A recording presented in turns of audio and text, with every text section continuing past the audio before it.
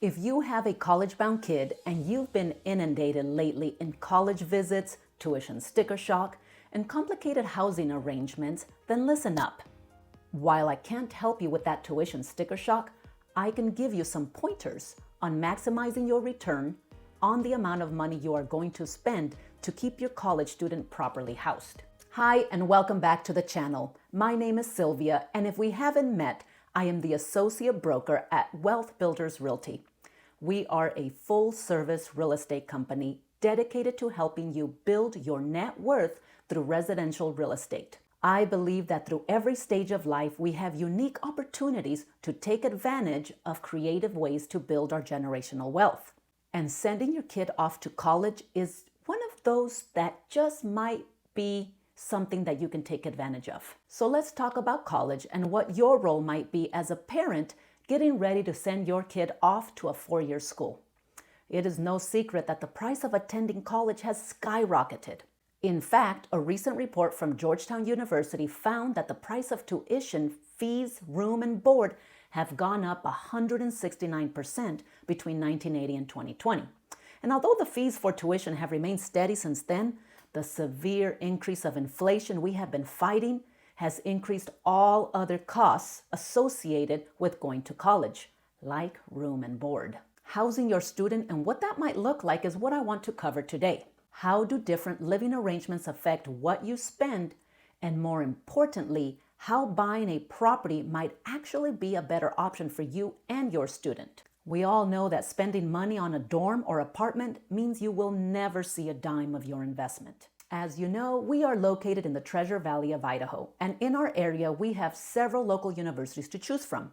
For the purposes of this video, we will look at BSU. This will give you a good idea of a public school in a busy metro area. If you would like to know what this might look like at one of our other local colleges, please let us know in the comments below. First, let's take a look at the pros and cons of letting your kid live in the college dorms for 4 years. So dorm living pros. Pro number 1, she or he is on campus and does not need a car to get to school and back home or even to go get groceries. In fact, part of living in the dorms is purchasing a meal plan.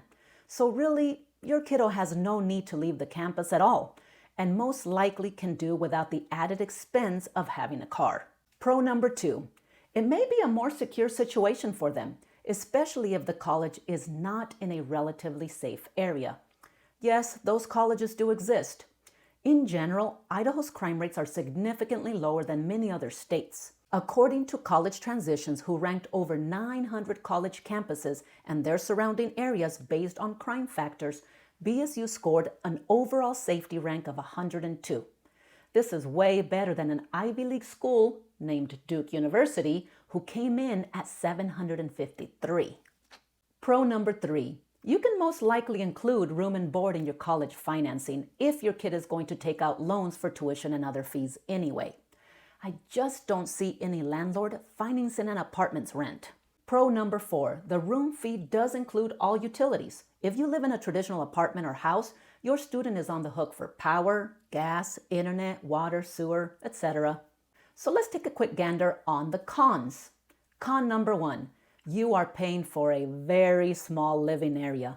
A double occupancy dorm is approximately 15 feet by 11 or 165 square feet.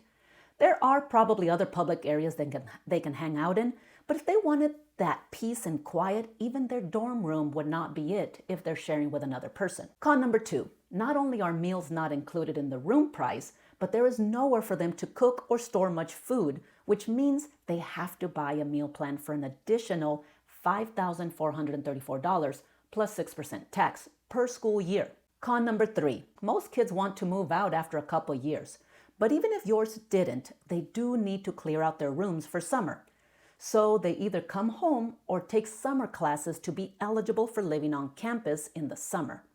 The prices quoted on the college's website are only for the school year.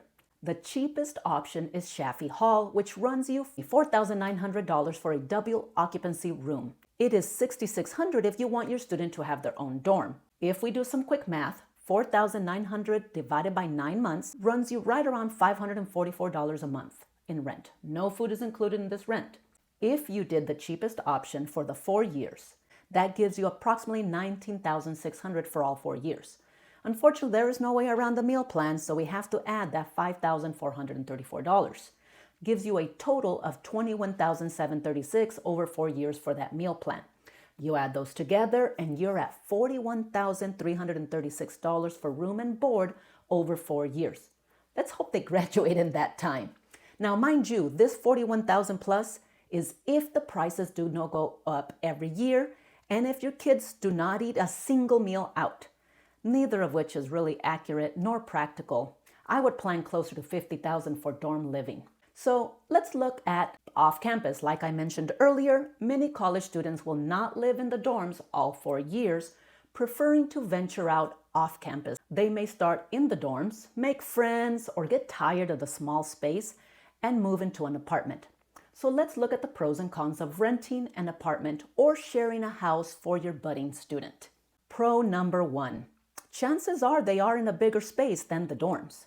Now they have maybe their own room, and in addition, they have a living room, kitchen, maybe a yard or patio, or even a balcony.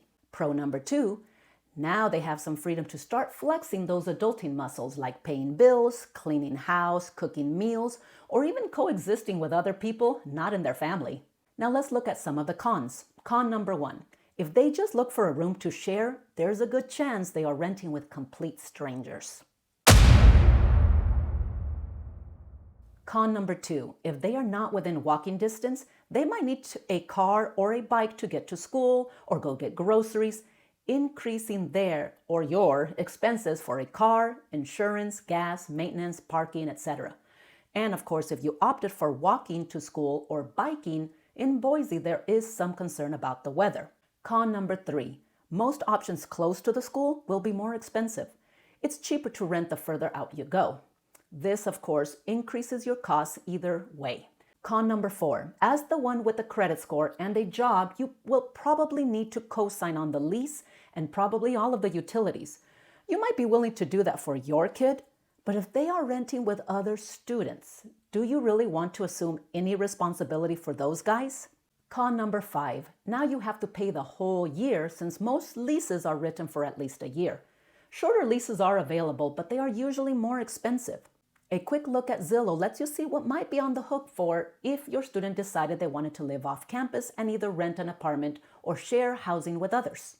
So let's look at renting a room first. On average, to rent a room, you are looking at about $625 to about $850 per month for the room. If you wanted to spring for them having their own apartment, they can get into one for about $850 for a studio. Now, if they made friends at school and wanted to rent a house together, they are looking at about $2,000 for the cheapest that we can find here, and that's a 3-bedroom, 2-bath house. And if they had their own room and shared the house with 3 other people, you take that $2,000 divided by 3, and you're looking at approximately $667 per person. Then you have to calculate other expenses like utilities, food, and other house maintenance. So again, if we take the cheapest option of renting a room for about $625, for a year, you're looking at about $7,500 if you had to provide them with a car and pay gas, insurance, maintenance, and give them an allowance for groceries or eating out to make sure they don't starve, and pay a portion of the utilities like power, gas, water, internet, so they don't get evicted and don't ruin your credit. You are looking at another approximately $990 per month. Now, if you're multiplying these added expenses by 12, that puts you at another $11,880 per year.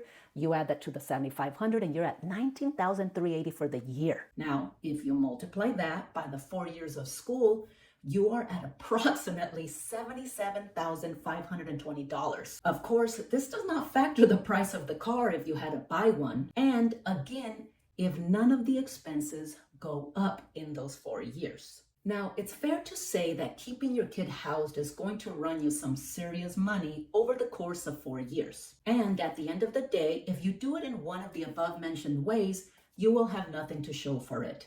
There is a better way. Depending on your unique financial situation, you may be able to find a way to purchase a property that will not only house your student for the next 4 years, but if you use it as an investment vehicle, it can give you a slew of other advantages. like income tax deductions, property appreciation, and passive income for years to come. To best demonstrate that, let me tell you a story of a hard-working mom who did just that for her daughter. Now, I must warn you, your brain might short circuit when I give you some of these numbers, but stay with me. Prices have increased, and I will make a strong case later for why I believe they will continue to go up in the near future. In 1996, this college-bound student found her first apartment to rent. It was a run-down one-bedroom sandwiched between two fraternities on a very busy street. There was no parking and no laundry facilities in the unit. By the way, another expense to account for. Rent for this unit was $400 a month. If this young girl stayed in that apartment for all 4 years with no increase, her total rent would be $19,200, not including food, utilities, laundry, etc. Now, this girl's smart mom started looking around for other options that would offer her daughter better security and more amenities. She was rewarded with a 2-bedroom, 2-bath townhouse with laundry in the unit. This townhouse was in a gated community of older working residents with private assigned parking, a community clubhouse, a pool, and most importantly, still within walking distance to the school. Purchase price, $36,000. Now, she was fortunate enough to have the cash to buy it outright. And if she looked at the investment side of it, she thought she could rent the unit for $650, and assuming a 2% rent increase yearly and an average 5% vacancy rate, the numbers would look like this. Now, if you added those all together over the 4 years, she would stand to make $30,540. The daughter would be paying half the rent, but did you know that you can use your tax-deferred 529 college savings plan to pay for your students' housing? It's true. Now, here is what actually happened with this mom and daughter, which, if you haven't guessed, is my mom and I. I lived by myself for the first year. The next year, my cousin Liz came to live with me. The following year, my other cousin Susie came to live with us. In the 4th year, my sister moved in. In 2001, my mom sold that townhouse for $49,500, realizing a 37.5% increase in appreciation over those 5 years. That's an average of over 7% per year. So let's look at some of the pros and cons of buying a property instead of spending that money on the dorms or an apartment or off-campus housing. Pro number 1, you invest your money in a hard asset that over the last 20 years has shown proven appreciation of an average of over 4% per year. In my example, it went up almost 8%, and we have seen unbelievable appreciation in the double digits in the Treasure Valley over the last 10 years. Pro number 2, you control the housing environment and area that your kid lives in. You call the shots and make all the important decisions. Pro number 3, if you have more than one student attending that college, they are also taking advantage of that housing situation. So your initial investment to buy the property is put to good use over years with other kids. Pro number 4, you can sell your hard asset and most likely sell at a higher price, not only capitalizing on the rent you didn't pay to someone else, but also on your initial investment to buy the property. Pro number 5, if you keep the house and continue to rent it out either long-term or even short-term as an Airbnb for maybe parents coming to visit their kids, you can do that. Pro number 6, you can take depreciation expenses every year. Pro number 7, you can take advantage of income tax deductions on any repairs, rent losses, property damage, and capital expenditures. Pro number 8, as the landlord, you can tie other students' parents to co-sign and be responsible for any damage to the house. There's a good chance that your renters are really going to be the parents. On to the cons. Con number 1, you may have a lame kid and he and his friends trash your place. Can it happen? Sure.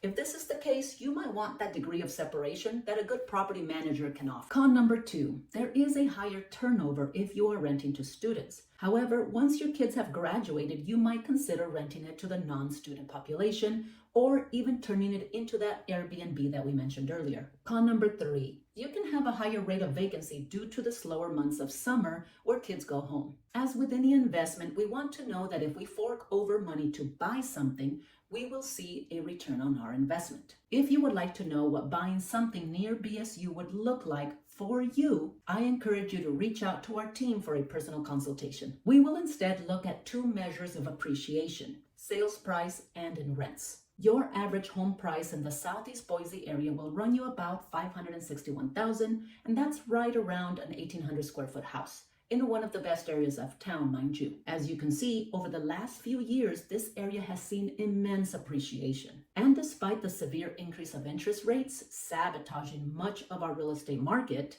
this area has started the rebound with a 2.2% increase already in the last 3 months, well on its way to make up for that 3.7% loss last year. Because of BSU's proximity to downtown and the river, all the real estate surrounding areas have really been insulated from any appreciation losses. If you want to learn more about capitalizing on good schools, I encourage you to check out this video where I go into more detail. If you plan on using this property as an investment, then rent appreciation is also something you should pay attention to. Like sales price, rents are subject to supply and demand. From 2017 to 2020, rents in Boise went up 19%. And in 2021 alone, they went up over 27%.